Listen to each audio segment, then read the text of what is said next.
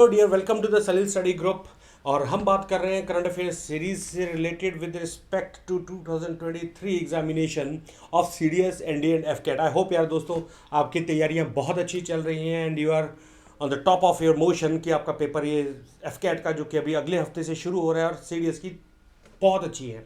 चलो, तैयारियां के बारे में मैं बात कर रहा था आपसे करंट अफेयर्स को लेके। तो करंट अफेयर्स में मैंने आपके साथ जो चीज़ें पहले डिस्कस कर चुका हूं वो चीज़ें हैं आपके साथ ऑबिचुरीज और अवार्ड्स। इनके मैं वीडियोस आपके साथ शेयर कर चुका हूं। अक्टूबर नवंबर तक मैं इन सारी चीज़ों को कवर कर चुका हूं, तो प्लीज़ गो थ्रू देम। और दूसरी साइड से मैंने शुरू की है अब डिफेंस को लेके। डिफेंस के अंदर अगर मैं बात करता हूं तो डिफेंस के मैंने 2 वीडियोस बनाए हैं। ठीक है, पहला वीडियो जो है उसके अंदर भी मैंने कुछ कैटेगराइजेशन की है। पहले वीडियो के अंदर मेरे पास जो कैटेगराइजेशन है वो पार्ट 1 के अंदर वो है जैसे मिलिट्री एक्सरसाइजेज है। मिलिट्री एक्सरसाइजेज के अंदर अगर मैं बात करता हूँ तो मिलिट्री एक्सरसाइजेज के अंदर जितनी भी हमारी मिलिट्री एक्सरसाइज हुई हैं अप टू करंट डेट उसको मैंने कवर करने की कोशिश की है। उसके बाद जो अगला पार्ट था वो था कमीशन डी कमीशन। हमारे कोई जहाज़ अगर कमीशन हुआ है या फिर अगर हमने कोई जहाज़ डी कमीशन किया है वो मैंने उसके अंदर कवर कर दिया है। उसके बाद आगे अगर मैं बात करता हूँ डीआरडीओ ने कोई टेस्टिंग की है उसके ऊपर मैं आपसे बात कर चुका हूँ। और उसके बाद लास्ट में मिसाइल टेक्नोलॉजी के ऊपर हमने बात की थी। ये सारे के सारे टॉपिक बहुत इंपॉर्टेंट थे। उसके बाद ये वाला जो मेरा वीडियो है, इस वीडियो में मैं बात कर रहा हूँ पीपल इन न्यूज़ की कि डिफेंस पर्सनल जितने भी थे वो सारे के सारे जो न्यूज़ में रहे हैं उसको हमने कवर किया है इसके अंदर। उसके बाद सेकंड पार्ट जो है इसका वो है आपका डिफेंस इन न्यूज़ कि अगर कोई भी अगर हमने कोई भी डिफेंस से रिलेटेड अगर हमने न्यूज़ सुनी हो वो भी पेपर में आ जाती है कई बार, तो उसको हमने इसमें रखा है। जैसे M777 होइट्ज़र है या फिर अगर हमने कोई एयरक्राफ्ट बनाने के लिए हमने कहीं पर इसको प्लांट सेटअप किया है, वो सारी की सारी चीज़ें डिफेंस इन न्यूज़ में है। फिर एफकेट के लिए हम मिलिट्री इंस्टीट्यूट्स को भी कवर करते हैं कि कितने मिलिट्री इंस्टीट्यूट्स, कौन सा मिलिट्री इंस्टीट्यूट कहाँ पर है, कौन सा लोकेशन उनकी कहाँ पर है, तो ये कहीं ना कहीं हमसे पूछे जाते हैं। इसके अलावा फिर एयर डिफेंस सिस्टम के ऊपर मैंने थोड़ा सा कवर करने की कोशिश की है। एयर डिफेंस सिस्टम हमारा इंपॉर्टेंट इसलिए बन जाता है क्योंकि patriot defence system, Thar defence system, Israel का आयरन डोम हो गया और रशिया का S-400 and 300 air defence system जो है, इनके ऊपर यूक्रेन क्राइसिस के दौरान बहुत ज़्यादा चर्चा हुई है और इसी के कॉरस्पॉन्डिंग इंडिया इसमें क्या कर रहा है वो भी हमने इसमें कवर करने की कोशिश की है। उसके बाद इंस्टीट्यूशनल फ्रेमवर्क और उसके बाद लास्ट में हमारे पास आ जाता है आर्मी की कमांड्स और नेवी और एयरफोर्स की हमारी कितनी कमांड्स हैं। ये हमारे पास स्टैटिक डाटा है और इस स्टैटिक डाटा के अंदर हम सिर्फ इनके कमांड्स ही देखते हैं। और पेपर में एफकेट में जैसे कई बार हम देख लेते हैं कि इस टाइप से क्वेश्चन आ जाते हैं। तो क्विकली विदाउट वेस्टिंग टाइम दोस्तों हम आगे शुरू करते हैं अपना वीडियो। चलिए तो आ जाओ शुरू करते हैं। सबसे पहले पीपल इन न्यूज़ में lieutenant general Anil Chauhan, first women inspector general of CRPF and lance Naik Manju, ये लोग थे जो कि न्यूज़ में थे। इनको अगर मैं देखता हूं तो यहाँ पर हमारे पास सबसे पहले आगे लेफ्टिनेंट जनरल अनिल चौहान, ये हमारे नए चीफ ऑफ डिफेंस स्टाफ बने हैं। चीफ ऑफ डिफेंस स्टाफ की जो पोजीशन थी वो काफ़ी टाइम से हमारी वैकेंट थी क्योंकि last chief of defence staff जो बिपिन रावत जी थे, जनरल बिपिन रावत, वो एक्सपायर हो गए थे, उनकी डेथ हो गई थी in the air crash. So there the position of the chief of defense staff was vacant. उनकी जगह अब जगह ले ली है लेफ्टिनेंट जनरल अनिल चौहान ने। नेक्स्ट चलते हैं first inspector general of CRPF. जो फर्स्ट इंस्पेक्टर जनरल है सीआरपीएफ के, उनका नाम है आईजी सीमा धुंधिया और आईजी एनी इब्राहिम। ये फर्स्ट सीएपीएफ के लेडीज़ इंस्पेक्टर जनरल है, वुमेन इंस्पेक्टर जनरल है। So these can also be asked in the new in the examination. अगले अगर हम बात करते हैं तो लांस नायक मंजू, ये जो है इन्होंने जंप किया है from 10,000 feet on 17 November 2022 and she became the first women soldier sky diver in Indian army to conquer this achievement. तो ये इम्पॉर्टेंट है। उसके बाद अगर हम देखते हैं तो हमारे पास बहुत ज़्यादा डिफेंस की न्यूज़ हमें देखने को मिल रही है और ये डिफेंस की न्यूज़ क्या क्या है। इंडियन नेवी ने अपना साइन चेंज किया है तो वो एक इम्पॉर्टेंट पार्ट है। उसके बाद आईएनएस सतपुड़ा विजिटेड सुवा, दैट इज़ इंपॉर्टेंट, ये फिर से यहाँ पर रिपीट हो रहा है। स्पर्श इनिशिएटिव के ऊपर हम बात करेंगे। M777 अल्ट्रा होइट्ज़र के ऊपर जो अक्टूबर की न्यूज़ है वो इंपॉर्टेंट है। Weapon system branch Indian air force में शुरू किया जिसके ऊपर एफकेट के अभी एग्जाम भी हो रहे हैं, आप एफकेट का एग्जाम देने जा रहे हो। रुस्तम, ये इंपॉर्टेंट है। कामिकाजी ड्रोन दोस्तों, ये हमारे इंडिया के लिए इंपॉर्टेंट नहीं है बट ये इंटरनेशनल रिलेशंस के ऊपर इंपॉर्टेंट है। Why? Because Russia is using these kamikaze drones. तो आपसे वन लाइनर क्वेश्चन कहीं बन सकता है इन एफकेट और सीडीएस कि यार ये कामिकाजे ड्रोन्स क्या हैं, या फिर एनडीए में इंडियन आर्मी इमरजेंसी प्रोक्योरमेंट्स, ये क्या चीज़ है। डर्टी बॉम्ब अटैक, यानी रशिया ने ये इल्ज़ाम लगाया था यूक्रेन के ऊपर। सो रशिया यूक्रेन के ऊपर अगर हम देख रहे हैं तो हमारे पास डिफेंस से रिलेटेड काफ़ी न्यूज़ आ रही है। India abstains from UN security council resolution on bio weapons. India ने वहाँ पे कोई वोटिंग नहीं की। C-295 ट्रांसपोर्ट एयरक्राफ्ट इंडिया खुद बना रहा है, इसका पोर्ट कहाँ पे सेटअप हुआ है, दैट इज ऑल्सो इंपॉर्टेंट। आगे चलते हैं, 4th edition of Indo Pacific regional dialogue, this is again news. 9th ASEAN defence minister meeting plus हुई है, ASEAN association of South East Asian nations. Line of actual control के ऊपर कोई update है उसके ऊपर हम बात करेंगे। ALHM मेक 3 हेलीकॉप्टर्स के ऊपर sprint scheme. K9 Vajra procurement के ऊपर हम बात करेंगे। K9 जो है it is a south Korean platform, Vajra is the Indian one. Prahari app है दोस्त, कई मेरे स्टूडेंट्स ये इसको प्रहारी के बजाय पहाड़ी ऐप्स भी कह रहे हैं, so it's Prahari app for border security force. Next is patriot defence system, जैसे मैं अभी आपसे बात कर रहा था कि पैट्रियट एंटी मिसाइल सिस्टम बहुत इंपॉर्टेंट है। IDX integration of AIP into Kalvari class of submarine. Leopard tank और अब्राहम टैंक, ये दोनों के दोनों टैंक इंपॉर्टेंट हैं। उसके बाद अपाचे 64E, ये इंडिया के लिए अगेन डिलीवरी रेडी है। Soul of the steel challenge, ये इंपॉर्टेंट है। Indo Russia joint venture begins in the making of the AK-203 assault rifle. तो ये AK-203 असॉल्ट राइफल जो है, ये पहले भी हमारे पास एक पेपर में आया था कि इंडिया ने किस राइफल को बनाने के लिए या किस राइफल के ऊपर अपना इंटरेस्ट शो किया था। तो it the answer was AK-203 assault rifle. Landing on INS Vikrant पे किस जहाज है तेजस ने लैंड किया था, तो उससे रिलेटेड न्यूज़ इंपॉर्टेंट है। Operation Sadbhavana, D4 drone system to be showcased at aero India 2023। और लास्ट में हमारे पास ये न्यूज़ आई है, सर्विलेंस बैलून जो अमेरिका बार बार गिरा दे रहा है, सेइंग दिस कि China is trying to spy on its territories. So ये भी हमारे पास एक न्यूज़ बनी हुई है। आगे चलता हूँ, अब सबसे पहले इसके अंदर आ गया INS सतपुड़ा विजिटेड सुवा। ये INS सतपुड़ा जो है, इसके अंदर अगर हम देखते हैं कि it is built by Mazagon docks limited Mumbai and commissioned on 20 August 2011। This is important. Frontline warship है ईस्टर्न फ्लीट का which is based at Visakhapatnam. तो अगर ये पूछा जाए कि ये कहाँ बेस्ड है, it is based in Visakhapatnam. INS Satpura longest deployments हुई है नेवी की in the 75th year of India's independence. 75th years of India's independence मतलब अमृत काल भारत का। Fiji is an island country in Melanesia, part of Oceania in south Pacific ocean. ये 3 चीज़ें important हैं। आगे चलते हैं, इंडियन नेवी ने अपना साइन चेंज किया है फ्लैग का। तो इस चेंज किया था, ये जो एनसाइन है Indian national flag, it is displayed on the, कहाँ पे दिखाया जाता है, शिप्स पे, एयरक्राफ्ट पे और special insignia of branch of unit of the armoured forces. ये जो है सेंट जॉर्ज क्रॉस था, यानी अगर हम पहले बात कर रहे हैं कि इसके अंदर अब पहले ये पूरा का पूरा एक क्रॉस बनता था और बीच में हमारा ताज था और ये इंडिया का फ्लैग था, और अब जो है ये बीच से इसको हमने रिमूव कर दिया है और ये ऑक्टेगनल शेप में नेवी का साइन बीच में आ गया है। सो ये जो चेंज हुआ है, ये चेंज भी हमारे पास डिफेंस न्यूज़ के तौर पर इंपॉर्टेंट है। After independence on August 15, 1947 Indian forces ने ब्रिटिश कॉलोनियल फ्लैग्स को ही यूज़ किया था एंड बैजेस को यूज़ किया था। 1950 में इसको इंडियनाइजेशन या इंडियनाइज्ड पैटर्न में चेंज किया और उसके बाद में ये यूनियन जैक को रिमूव कर दिया गया विद अ ट्राई कलर।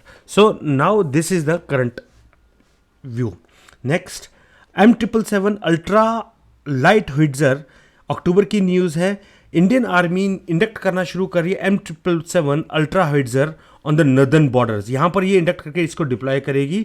इस चीज़ की जो सबसे इंपॉर्टेंट चीज़ है वो है इंडिया, ये एक आर्टिलरी गन है जिसका 155 मिलीमीटर यानी 39x39 कैलिबर है। ये जो है ये 30 किलोमीटर तक इसकी रेंज है और it is capable of targeting more than 40 kilometres in some areas जहाँ पे इसकी टोपोग्राफी या फिर जोग्राफिकल कंडीशंस अलाउ करती हैं इन द रेयरिफाइड एयर। तो इनकी यानी 30 किलोमीटर तक तो फॉर श्योर है, which can be extended upon to the circumstances up to 40 kilometres. किसी से बनी है ये? टाइटेनियम एंड एल्यूमिनियम अलॉयज, और इनका भार 4000 kg है। ये तो मेरे ख्याल से दोस्तों आपको पेपर के लिए इंपॉर्टेंट नहीं है बट आपको पता होना चाहिए। ठीक है। इसके बाद इंडियन एयरफोर्स का CH-47F Chinook helicopters can carry howitzers as a underslung load for swift deployment. ये अगर आपने पिछली स्लाइड मेरी देखी है तो उसमें हमने यही देखा था कि ये चिन्नूक हेलीकॉप्टर जो है, चिन्नूक हेलीकॉप्टर इनको उठा के नर्दर्न यानी लद्दाख वाली साइड इनको उठा के ट्रांसपोर्ट करने की कोशिश कर रहा है। सो वो जो पार्ट था वो आपका किसका पार्ट था, वो भी इसी का ही पार्ट था। चलो आगे चलते हैं।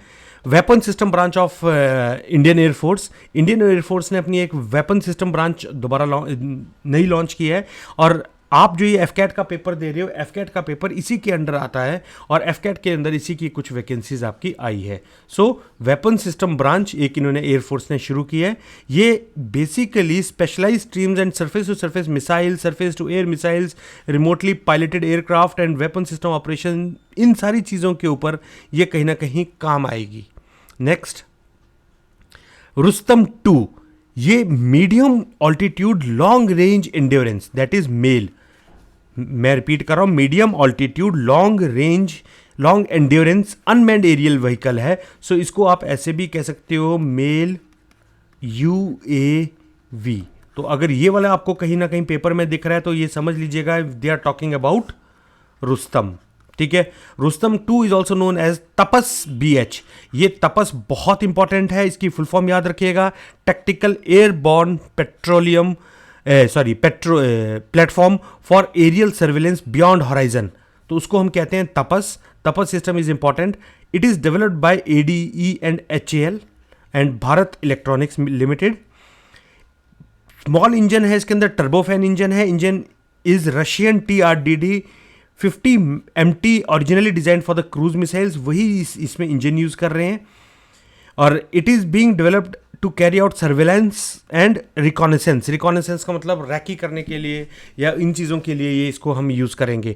इसमें जो नेविगेशन सिस्टम यूज़ कर रहे हैं वो नेविगेशन सिस्टम यूज़ कर रहे हैं हम गगन नेविगेशन सिस्टम। गगन नेविगेशन सिस्टम के ऊपर हम पहले भी एक स्लाइड बना चुके हैं, can go through it. Next चलते हैं, कामिकाज़ी ड्रोन्स।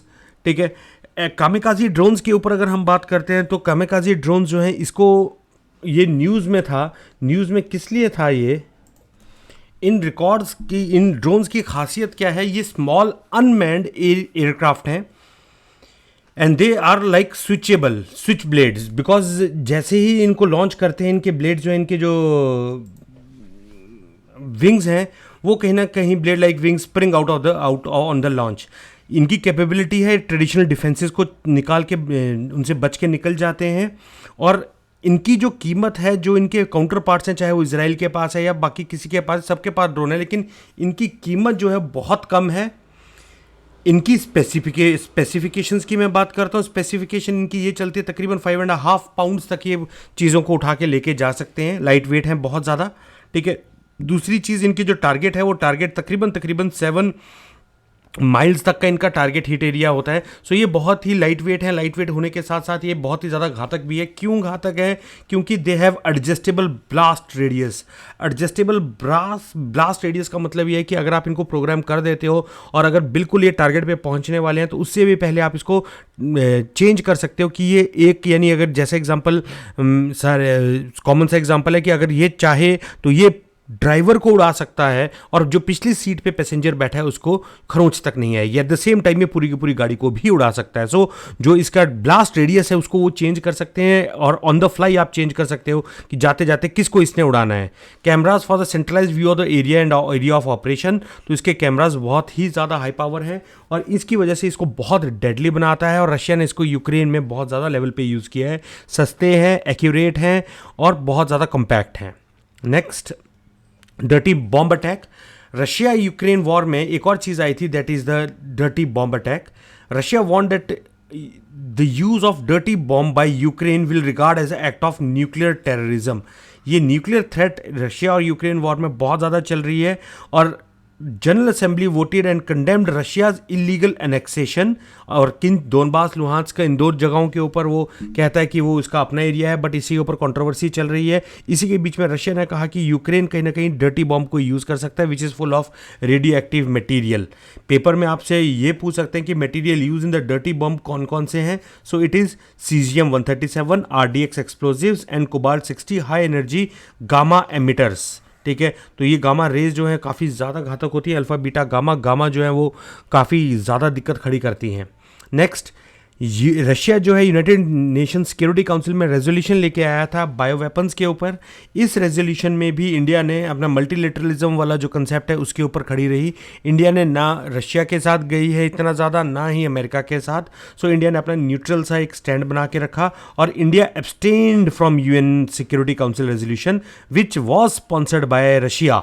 तो ये याद रखिए, अगर इंडिया ने ना कि सिर्फ यूएसए वाले रेजोल्यूशंस पे बट रशिया वाले रेजोल्यूशंस पे भी खुद को एब्सटेन किया है on violating the biological weapons convention. So India इन पचड़ों से ही दूर रहना चाहता है, इंडिया नहीं चाहता कि इनमें पड़े, सो इंडिया से दूर रहना चाहता है। आगे चलते हैं। C-295 ट्रांसपोर्ट एयरक्राफ्ट, जैसे ही आपको इसमें फोटोग्राफ दिख रही है, ये इसी एयरप्लेन की फोटोग्राफ है। इंडिया में प्राइम मिनिस्टर मोदी जी ने इसको फाउंडेशन स्टोन रखा है of C-295 transport aircraft manufacturing facility eight Vadodara. ठीक है, वडोदरा में। ये अगर आप दूसरे वाले मेरे static current affairs one liner या फिर जो बाकी अगर आप करंट अफेयर्स मेरे फॉलो कर रहे हो तो उसमें भी आपको दिखने को मिलेगा कि ये कहाँ पर लोकेटेड है। This is the first time private sector company would be manufacturing full aircraft in the country. ये जो अभी इशू चल रहा है सिविल, ये तो डिफेंस का चल रहा है, लेकिन एक सिविल एविएशन का भी बहुत ज़्यादा इशू चल रहा है, जिसमें टाटा ने ऑर्डर दिया है समवेयर अराउंड 500 एयरक्राफ्ट को from Boeing and other company. Similarly Indigo ने भी ऑर्डर देने के शुरू किया है। वैसे ही रशिया ने इसके ऊपर इंडिया को ऊपर कहा है कि आप औरों से ना बाय करें, हम आप ही के यहाँ पर सुखोई जो इनकी कंपनी है उसी कंपनी की एयरक्राफ्ट आप बना लीजिए। जो बेंगलोर एयर शो हुआ था उसमें यूएसी के जो इनके हेड हैं वो इंडिया आए थे और इंडिया को ये ऑफर दिया। तो इंडिया के लिए इस टाइम पे बहुत ही ज़्यादा ये कह लीजिए कि गोल्डन पीरियड है। क्यों? क्योंकि इंडिया या फिर अपने जहाज़ बना सकता है या फिर इन बाहर वालों के जहाज़ों को ऑर्डर कर सकता है। सो ये दो केसेस हैं, एक में C-95 को इंडिया में सेटअप कर रहा है इन गुजरात, और दूसरा जो है वो एयरबस और इनसे जो है वो सिविल एविएशन की बात कर रहा है, समवेयर अराउंड 400 प्लेन्स। आगे चलते हैं। 4th edition of Indo Pacific regional dialogue. Indo Pacific regional dialogue जो है वो इंटरनेशनल एनुअल कॉन्फ्रेंस है इंडियन नेवी की। ठीक है, और इंडियन नेवी को ये कहीं ना कहीं मॉडर्नाइज करने की बात कर रहे हैं और ये इसको एनुअली होस्ट कर रहे हैं सिंस 2018। नेशनल मैरीटाइम फाउंडेशन जो नेवी की नॉलेज पार्टनर है वो इसको ऑर्गेनाइज कर रहे हैं और थीम जो थी वो थी ऑपरेशनलाइजिंग Indo Pacific ocean initiative.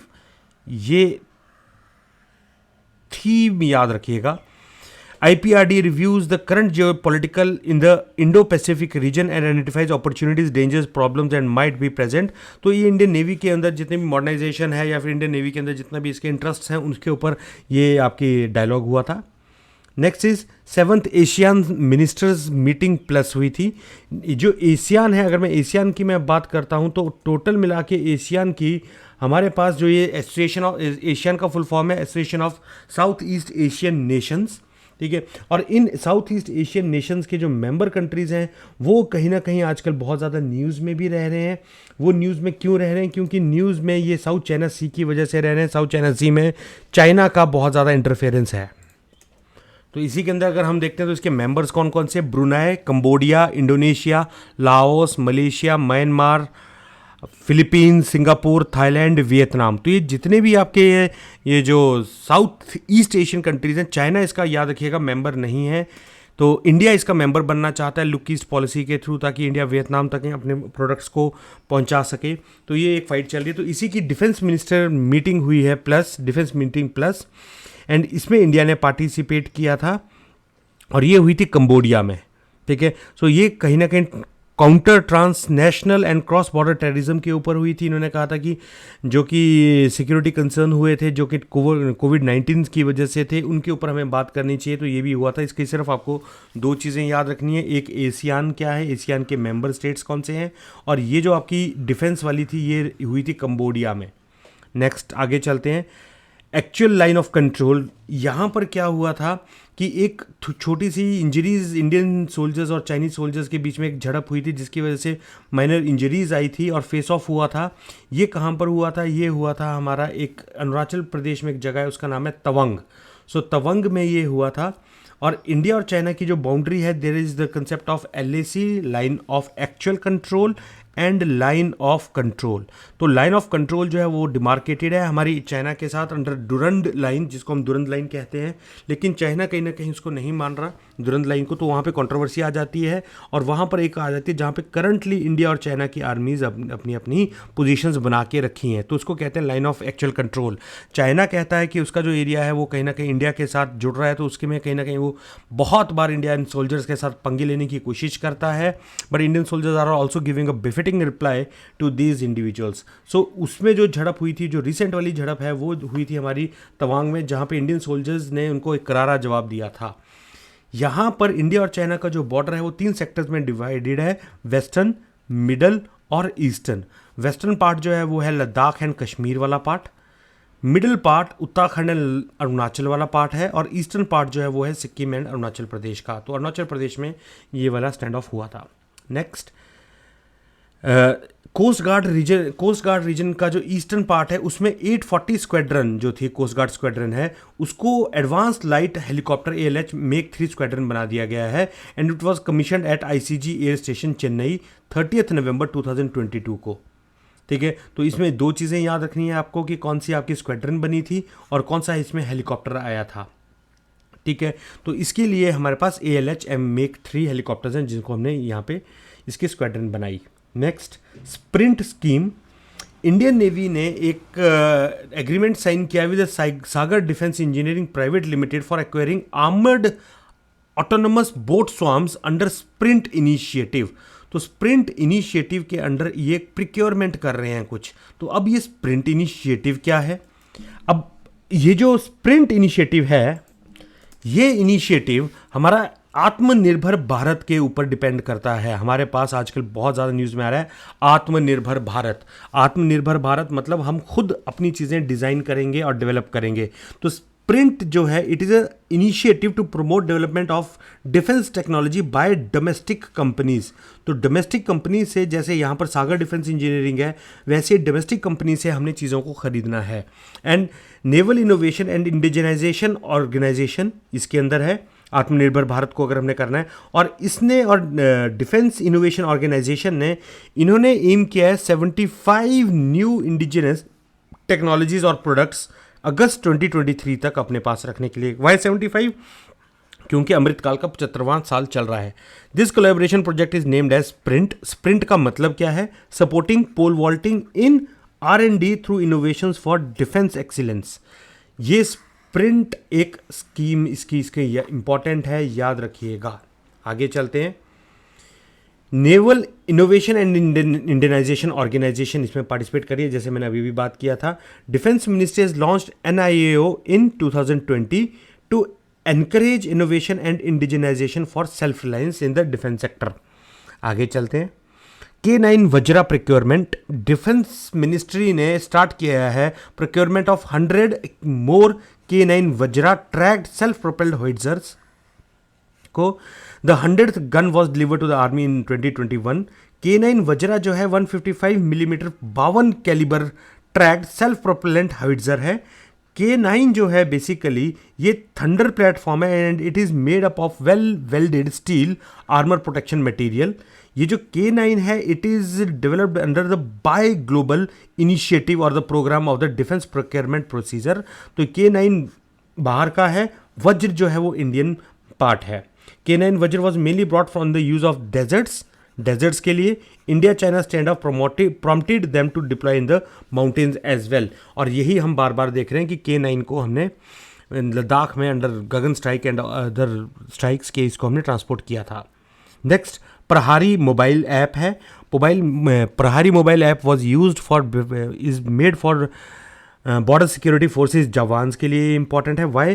Because grievances redressal of the central public grievances redress and monitoring system CP grams के लिए ये इस ऐप में इंक्लूडेड होगा। तो अगर किसी को कोई ग्रीवेंसेज है with respect to their services and all, तो वो यहाँ पर अपने आप को रजिस्टर कर सकते हैं। मिनिस्ट्री ऑफ होम अफेयर्स के अंडर ये चीज़ आती है। आगे चलते हैं। Patriot system. USA ने अभी अनाउंस किया है कि it will send more advance ground based defence battery patriot system to Kyiv. तो ये USA जो है ये काफ़ी ज़्यादा सपोर्ट में है। कल भी हमने देखा कि जो बाइडन है वो कीव पहुँचे ना, सरप्राइज विजिट। तो ये अब पैट्रियट सिस्टम जो है यूएसए की को देने की बात कर रहा है, और ये बहुत ही ज़्यादा सॉर्ट आउट है डिफेंस सिस्टम है that has been deployed in the 18 countries including USA. No doubts कि ये पैट्रियट सिस्टम अकेला सिस्टम नहीं, इससे भी अच्छे हमारे पास सिस्टम हैं दुनिया में। जैसे आयरन डोम की हम बात करते हैं, उसकी जो एक्यूरेसी है वो कहीं ना कहीं 90% है, और इसराइल के लोग अगर आज शांति से सो पा रहे हैं तो वो आयरन डोम की वजह से ही सो पा रहे हैं, अदरवाइज वहाँ पे मिसाइल से बुरा हाल हो गया था। रशिया का जो S-400 सिस्टम है it's also very good system. तो ये जो सिस्टम है पैट्रियट सिस्टम रशियन का S-400 सिस्टम, या फिर दूसरा जो है आपका अमेरिका का पैट्रियट सिस्टम, ये कहीं ना कहीं आपके सारे कंपेरेबल हैं। इंडिया ने इनमें से S-400 सिस्टम को बाई किया है which is diploid on the Pakistan border. Working in सब की ऑलमोस्ट सेम, ये थोड़ा सा फ़र्क रहता है, उसको हम अभी देखते हैं। Currently, Patriot batteries can defend against ballistic missiles, cruise missiles, drones, jets, and other threats, but it does not offer protection against low-flying small drones. तो अब रशिया यही कर रहा है, लो फ्लाइंग स्मॉल ड्रोन्स, कौन सी, कामिकाजी, जिसकी हमने अभी भी बात की थी, तो रशिया उसको फेंक रहा है जो इनके काबू में ही नहीं आ रही। अब mobile patriot system includes control centre, 3 चीज़ें आती हैं इसमें, control centre, radar station, control centre, radar station to detect the threats, और लास्ट में जैसे ही सारी चीज़ें कंफर्म हो जाती हैं मिसाइल लॉन्च करेंगे to take out the threats. तो 3 पार्ट्स में चलता है, पहला, दूसरा, और ये आ गया हमारे पास तीसरा। 3 पार्ट्स में ये चलता है। It can launch different types of interceptor missiles. Old pack 1 pack 2 interceptors used blast fragmentation warhead, whereas newer Pack 3 missile system has advanced hit to kill technology. आगे चलते हैं। IDX and defence India startup challenge, Indian navy project है for the defence India startup challenge sprint. Sprint वही चीज़ है जिसकी हमने पोल vaulting वाली भी बात की थी कि ये आत्मनिर्भर भारत के ऊपर है, तो उसका इंडिया का एक चैलेंज शुरू हुआ था, that was also in news. So आगे चले। Integration of AIP system in Kalvari class. AIP system का मतलब है एयर इंडिपेंडेंट प्रोपल्शन। ये ज़्यादातर हम सबमरीन में इसलिए लगाते हैं ताकि बार बार उनको अपनी बैटरीज को चार्ज करने के लिए सरफेस में ना आना पड़े और काफ़ी देर तक वो पानी के नीचे रह सके। तो ये जो AIP सिस्टम है, रिसेंटली हमने कलवरी क्लास ऑफ सबमरीन्स के अंदर इसको इंटीग्रेट करने की कोशिश की थी, और इसलिए ये हमारे पास न्यूज़ में था। नेक्स्ट, रशिया यूक्रेन वॉर में लेपर्ड टैंक और अब्राम टैंक 2 टैंक्स हैं जिनको वो बात कर रहे हैं कि वो यूक्रेन को देंगे। लेपर्ड टैंक जो है जर्मनी जो है इसका निर्माता है, ठीक है, और अंडर प्रेशर जर्मनी ने अथॉराइज किया है sending leopard 2 tank to the Ukraine from other European nations. Leopard 2 tank जो है ये माना जाता है कि ये वर्ल्ड की लीडिंग बैटल टैंक्स हैं। यूक्रेन एंड रशिया अभी तक जितना भी लड़ाई कर रहे हैं वो सोवियत इरा के टैंक से लड़ रहे हैं, और उन टैंक्स का इतना ज़्यादा इफेक्टिवनेस नहीं है। और अब रशिया जैसे जैसे एग्रेसिव हो रहा है तो यूक्रेन कह रहा है कि हमें एडवांस टैंक्स चाहिए ताकि हम रशिया को रोक सकें। तो लेपर्ड टैंक जो है वो वेस्टर्न कंट्रीज़ एंड यूक्रेन ये मानते हैं कि अब यहाँ पर गेम चेंजर्स होंगे। ये लीडिंग बैटलफील्ड टैंक है, मेड बाय जर्मनी और जर्मन आर्मी के लिए है, और European nations as well as the armies of other countries like Canada and Indonesia ये भी इसको यूज़ करते हैं। वैसे ही अमेरिका का एक टैंक है, अमेरिका का जो टैंक है उसका नाम है Abrams tank. United states president Joe Biden announce किया था कि वो 31 इन अब्राम्स टैंक को यूक्रेन को देंगे रशियंस को वापस भेजने के लिए। और ये मेन बैटल टैंक, इसको हम कहते हैं as a MBT, main battle tank. The first M1 tank was manufactured by General Dynamics in 1978 और USA में 1980 में आया था, और इसका नाम रखा गया जनरल एब्राम्स के ऊपर, जो कि वियतनाम वॉर जो कि अमेरिका के लिए गले की हड्डी थी और उसमें बहुत बुरा हाल हुआ था। अगर हम आज रशिया की बात करें, Russia is also in the commanding position, but Vietnam war में अमेरिका काफ़ी सेटबैक्स लगे थे। तो ये जो अब्राम टैंक्स हैं इनको पहले भी यूज़ किया गया है by Australia, Egypt, Iraq, Kuwait, Poland and Saudi Arabia में। बहुत पावरफुल 1500 हॉर्स पावर का इंजन है। ये जो टैंक है इनकी स्पीड है 45 किलोमीटर। लेकिन जो इसकी दिक्कत आ रही है वो दिक्कत ये आ रही है कि इन टैंक्स में, जो ये टैंक्स हैं हमारे पास, इन टैंक्स में आपका जो फ्यूल है वो कहीं ना कहीं आपका नॉर्मल फ्यूल यूज़ नहीं होता। और दूसरी चीज़ यहाँ पर डिप्लीटेड यूरेनियम आर्मर है which provide substantial protection to those inside. और इनको चलाने के लिए they require some kind of special training, और वो ट्रेनिंग के लिए भी टाइम लगेगा, इसलिए ये कहीं ना कहीं न्यूज़ में है। First fuselage of Indian आर्मीज contract for 6 Apache attack helicopter recently हुआ between Tata Boeing Airspace Limited facility in Hyderabad. So first Apache scheduled is to be delivered to the army in February 2024. तो Apache helicopter हैं, ये भी बहुत advance helicopter हैं, multi role combat helicopter है और USA के हैं, मैन्युफैक्चर्ड बाय बोइंग। तो these were also news in news. Next चले Apache soul of steel challenge. Soul of steel challenge जो था ये एंड्योरेंस एंड एडवेंचर चैलेंज था जो कि उत्तराखंड में हुआ था, in which Indian army also participated. और ये कहीं ना कहीं मिक्स था, civilian as well as a defence, ताकि उत्तराखंड को प्रमोट कर सकें as a adventure capital. Next, Russian joint venture begins in manufacturing of A203 assault rifle. तो ये 203 असॉल्ट राइफल को बनाने के लिए रशिया से जो transfer of technology and other things हैं वो इंडिया में शुरू हो गई हैं। क्लाशनिकोव AK राइफल्स हैं, कहाँ पर? कोरवा उत्तर प्रदेश में इसको हम बना रहे हैं। Next, hybrid warfare strategy. Hybrid warfare strategy इसको मैंने इसमें डाला है कि इसमें जो चीज़ें इंक्लूड हैं, कई बार पेपर में ऐसा भी पूछा जा सकता है हाइब्रिड वॉरफेयर स्ट्रेटजी के अंदर क्या क्या चीज़ें आती हैं। सो इसके अंदर आता है एक सबसे पहले कन्वेंशनल वॉरफेयर, एक साइबर वॉरफेयर और एक इरेगुलर वॉरफेयर। इन तीनों को अगर आप मिलाओगे तो आपका बनता है एक हाइब्रिड वॉरफेयर। तो कन्वेंशनल वॉरफेयर आ गया, इरेगुलर वॉरफेयर आ गया और साइबर वॉरफेयर। आगे चलते हैं। Landing of INS Vikrant. INS Vikrant पे इंडिजिनसली बिल्ट तेजस जो है उसको लैंड करने की कोशिश की गई थी और ये लैंडिंग सक्सेसफुल रही। नेक्स्ट, D4 ड्रोन सिस्टम, ये एरो इंडिया 2023 में शोकेस किया गया था। ये जो सिस्टम है ये एंटी ड्रोन सिस्टम है which was use for the security during the Republic day parade, is one of the products जो कि यहाँ पे शो किया गया था। ये इंडिजिनसली डेवलप्ड है। एंटी ड्रोन, ये वर्ड याद रखना मेरे दोस्त, ये है D4 सिस्टम, ठीक है। So it is anti drone system to be inducted into armed forces. इसको DRDO ने बनाया है with the help of BEL। और D4 system can instantly detect jam micro drones, soft kill and use laser based kill mechanism to neutralise them, ठीक है। तो this is D4 drone system, anti drone. आगे चलते हैं। Operation सद्भावना, ये goodwill एक यूनिक ह्यूमन इनिशिएटिव है जो कि इंडियन आर्मी ने लिया था, Indian to address the aspirations of people affected by terrorism, sponsored by and abetted by Pakistan. तो सद्भावना एक रिहेबिलिटेशन काइंड ऑफ मिशन है जो कि जम्मू एंड कश्मीर में लिया गया था। नेक्स्ट चलते हैं। सर्वेलेंस बैलून, यूनाइटेड स्टेट्स ने ये कहा कि कहीं ना कहीं ये जो एक बलून ऊपर बहुत ही हाइट में घूम रहा है, ये USA पे सर्वेलेंस करने की कोशिश कर रहा है, तो इसको उड़ा दिया गया था। और इसकी वजह से चाइना वाले बहुत खफा हैं कि ये जो आप हमें स्पाई वाला एक टैग दे रहे हो, ये बहुत गलत टैग है, ये स्पाई का नहीं था, ये मौसम का था।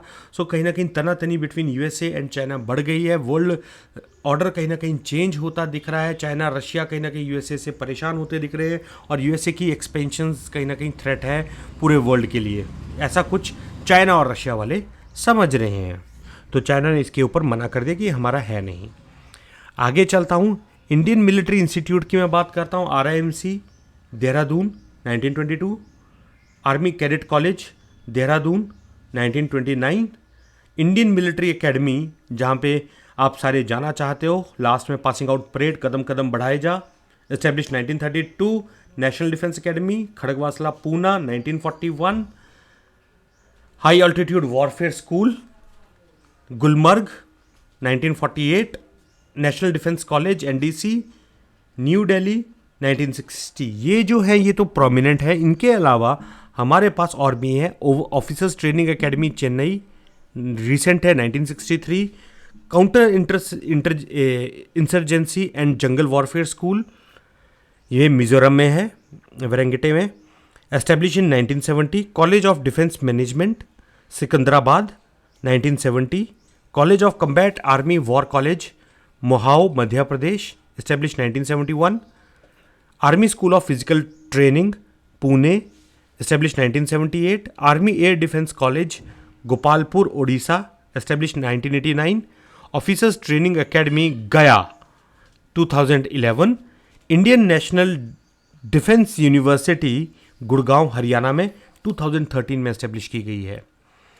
इसके अलावा अगर हम देखें तो हमारे पास ये भी कुछ इंस्टीट्यूट्स हैं जो मैंने अलग से एक लिस्ट बना के रखी है। कुछ बच्चे स्क्रीनशॉट की डिमांड करते हैं कि सर स्क्रीनशॉट लेने में दिक्कत है, तो उसके लिए defence institute of advance technology Poona, national academy of defence financial management Poona, national institute of defence state management Delhi, defence institute of psychological research ये दिल्ली में है। तो ये पूरी की पूरी लिस्ट है, इसकी मैं आपको पीडीएफ भी फॉरवर्ड कर दूंगा। इसको पेपर में जाने से पहले ज़रूर देख लीजिएगा कि कौन कौन से इंस्टीट्यूट कहाँ कहाँ हैं। नेशनल डिफेंस कॉलेज दिल्ली है, defence services staff college Wellington है जहाँ पे सीडीएस हमारे जा रहे थे Bipin Rawat general, national defence academy Khadakwasla, national institute for defence study analysis, high altitude warfare school, ये सारी की सारी चीज़ें मैं आपके साथ डिस्कस कर चुका हूँ।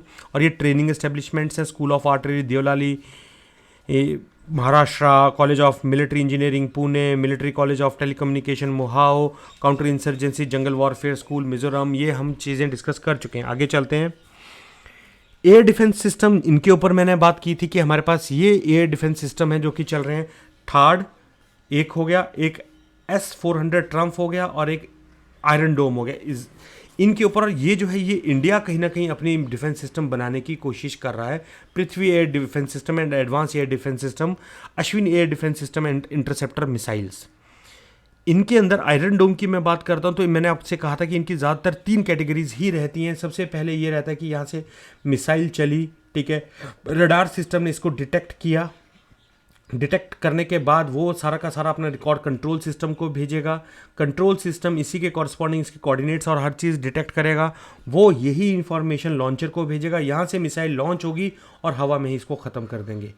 ये हर एक एयर डिफेंस सिस्टम का होता है, बस इसमें फ़र्क ये पड़ता है कि इनकी रेंज कितनी है, ये जो मिसाइल यूज़ कर रहे हैं ये वाली कौन सी है, और ये अगर लो फ्लाइंग ऑब्जेक्ट्स होंगे तो ये क्या इसको डिटेक्ट कर पाएगा रडार या नहीं। ये सबसे बड़ी इनमें चीज़ें रहती हैं। तो आयरन डोम की बात करते हैं। It's a short range ground to air air defence system that includes radar,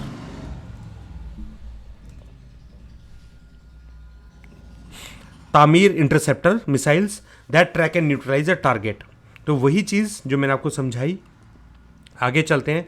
इसको जो कंपनी बना रही है राफेल, उसने क्लेम किया है कि 90% जो है ये कहीं ना कहीं सक्सेस रेट है इसका, लेकिन एक्सपर्ट्स कहते हैं कहीं ना कहीं 80% का तो कम से कम इसका रेट है ही है, ठीक है। So it can protect deploy and manoeuvre forces as well as forward operating forces and urban areas, इन सारों को ये बचा लेता है। आगे चलते हैं। आयरन डोम के भी 3 radar, weapon control and missile fire, ये 3 चीज़ें चलती हैं इसके अंदर। आगे चलते हैं। S-400 ट्रम्प, ये भी सेम उन्हीं कैटेगरीज में चलता है, लेकिन it has much larger air defence and bubble to knock off threats, यानी ये बहुत बड़े लेवल पे है और इसका भी वही 3 चीज़ें हैं। और it is mobile surface to air missile system designed by Russia. तो ये बहुत सक्सेसफुल सा सिस्टम है एक S-400। रेंज एंड इफेक्टिवनेस की बात करें तो it engage all types of, इन्होंने रशियंस ने कुछ नहीं छोड़ा, जो कुछ आ जाएगा उन सबको ये उड़ा देंगे। रेंज 400 किलोमीटर्स, ऑल्टीट्यूड 30 किलोमीटर्स तक। अगर इस पूरे रेंज में कोई भी दिखता है तो वो कहीं ना कहीं ज़मीन पे दिखेगा। The system can track 100 airborne targets and engage 6 of them simultaneously, 6 को इकट्ठे कर सकता है ये। अब इसी के ऊपर थार्ड आ जाता है। ये जो थार्ड है ये सिस्टम है, it is just like a Patriot system missile system, और it defence misses another missile system and like the Patriot missiles. S-400 कहीं ना कहीं अगर हम बात करते हैं तो ये डिफरेंट मिसाइल्स टाइप्स का है, डिफरेंट मिसाइल टाइप्स के लिए है, बट ये जो थार्ड है ये सिर्फ एंड सिर्फ एक टाइप के मिसाइल्स को ही लॉन्च कर सकता है। Range of S-400 is very high estimated to the American system. तो अमेरिका और रशिया में अगर हम कंपेयर करने की कोशिश करें तो जो S-400 है काफ़ी एडवांस में है। ये इसकी सारी की सारी स्पेसिफिकेशन है। S-400 4.8 kilometres, third 2.8 kilometres, operational range 400 kilometres, somewhere around 200 kilometres में ही इसकी बस हो जाती है। डिफरेंट मिसाइल सिस्टम्स आते हैं इसके अंदर, गाइडेड सिस्टम, ये तो तकरीबन सेम ही रहता है।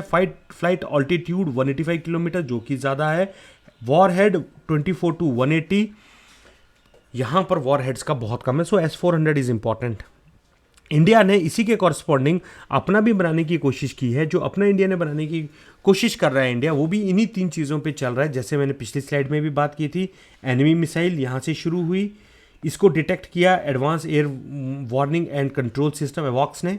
इसने इसकी डेटा जो है वो यहाँ पर भेजी मेन इसमें कंट्रोल पे, और यहाँ से इसको लॉक करके आगे इसके मिसाइल लॉन्चर पे भेजी, और ये रशियन मिसाइल यहाँ से निकली और इसने हवा में इसको नेस्ता नाबूद कर दिया। So this is called as PAD, Prithvi air defence system.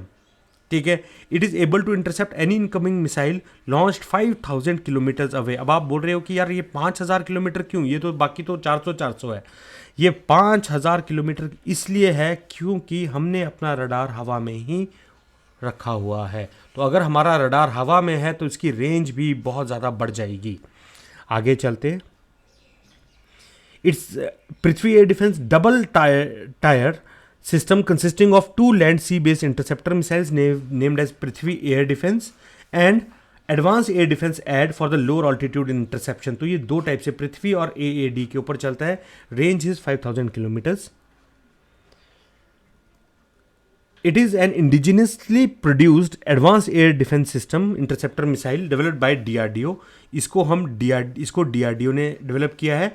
Ashwin advanced air defence interceptor missile. The missile can also has its own mobile launcher, secure data link and independent tracking and homing capabilities। Range 60,000 to 1 lakh feet तक ये कहीं ना कहीं कोई भी missile आती है इस ऑल्टीट्यूड पे, ये इसको उड़ा देगा। And range is from 90 to 125 miles. एक टर्म और हमारे पास न्यूज़ में रह रही है, that is the SAGAR. SAGAR का मतलब होता है security and growth for all region. तो ये सागर जो है, ये भी याद रखिएगा कि हमारा जितना भी डिफेंस एक्सरसाइजेज हो रही है नेवी के कॉरस्पॉन्डिंग वो सागर के अंडर होगी। 2015 में इसको लॉन्च किया गया था।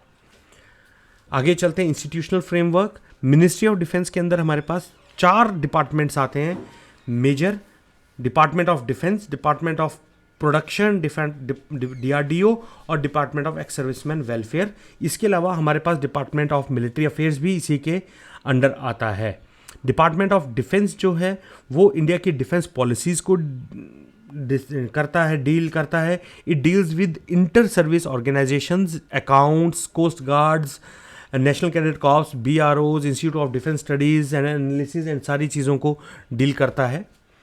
It is responsible for defence budget, ये डिफेंस बजट के भी इसके ऊपर रिस्पॉन्सिबल है। DRDO as we all know, ये इंडिया की रिसर्च एंड डेवलपमेंट ऑर्गेनाइजेशन है। ये जितने भी हमारे डिफेंस का कुछ भी डेवलप होता है तो ये DRDO के अंदर आएगा। डिफेंस प्रोडक्शन, इसके अंदर फिलहाल हमारे अंदर 5 और कंपनीज आई हैं, बट बेसिक जो थी वो थी HAL, BEL और Mazagon dock limited. Department of ex serviceman, department of military affairs, ex serviceman जो है वो जो पेंशनर्स हैं उनके लिए है। डिपार्टमेंट ऑफ मिलिट्री अफेयर्स जो है ये आर्म फोर्सेज नेमली एयरफोर्स, नेवी, आर्मी के इंटीग्रेटेड हेडक्वार्टर्स की बात करता है, टेरिटोरियल आर्मी के और रिलेटिंग और इन तीनों के आपस में रिलेशंस की बात करता है। It is headed by chief of the defence staff, जो हमने अभी भी पढ़ा। लास्ट में हम एक बार इनके ऑफिसर्स और अदर रैंक्स की ये एक स्लाइड है। इंडियन आर्मी के रैंक्स हैं, जनरल के equivalent admiral and air chief marshal, lieutenant general, vice admiral, air marshal, major general, rear admiral, air vice marshal, brigadier, commodore, air commodore, colonel, captain, group captain, lieutenant colonel, commander, wing commander, major, lieutenant commander, squadron leader, captain, lieutenant and flight lieutenant, and the initial part is a lieutenant which is equivalent to sub lieutenant and flying officer। Paper में बहुत बार पूछते हैं। Subedar major, master chief petty officer, master warrant officer. Subedar is equivalent to master chief petty officer second class और warrant officer. Naib subedar chief petty officer junior warrant officer. Havildar petty officer sergeant.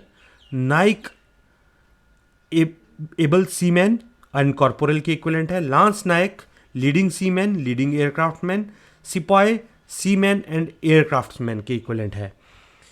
इसके बाद ये commands हैं आर्मी एंड नेवी की। Western command, eastern command, northern command, southern command, central command, army training command and south western command, 7 commands हैं। Navy के corresponding बात करते हैं तो western command, eastern command and the southern command Mumbai, Visakhapatnam और कोचीन में ये लोकेटेड है। एयरफोर्स की जो 7 कमांड्स हैं वो हैं western air command, southern western air command, central air command Allahabad, eastern air command Shillong, southern air command Thiruvananthapuram, training command Bangalore, maintenance command Nagpur. और कोस्ट गार्ड की वेस्टर्न कमांड है Mumbai, eastern command Chennai, north eastern command Kolkata, Andaman Nicobar region Port Blair and north western command Gandhi Nagar. So ये वाले जो part हैं हमारे, ये सारे के सारे करंट अफेयर से रिलेटेड है। सो दोस्तों, this was the current affairs related to the military. I try to make it in a holistic way कि सारा का सारा इसमें हम चीज़ें कवर कर पाएँ and hope it's beneficial for you. पढ़िएगा, दिल खोल के पढ़िएगा। कहीं दिक्कत आती है please let us know, our team will be there to help you out. Wishing you a very very very best of luck for your exams. हम फर्दर और वीडियो के साथ आएंगे। जय हिंद, जय भारत।